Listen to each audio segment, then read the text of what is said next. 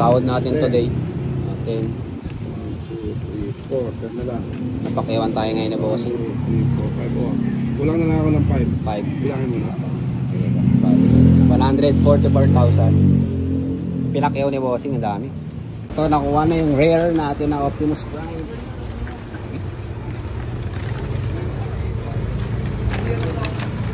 Mga Voltes 5 na rin na nakuha sa bossing doon. Voltes 5, tsaka ibang robot.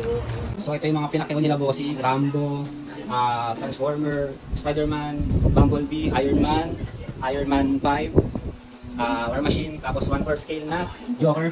So bukod pa yun nandun sa kotse niya. So dadalhin ko to palabas.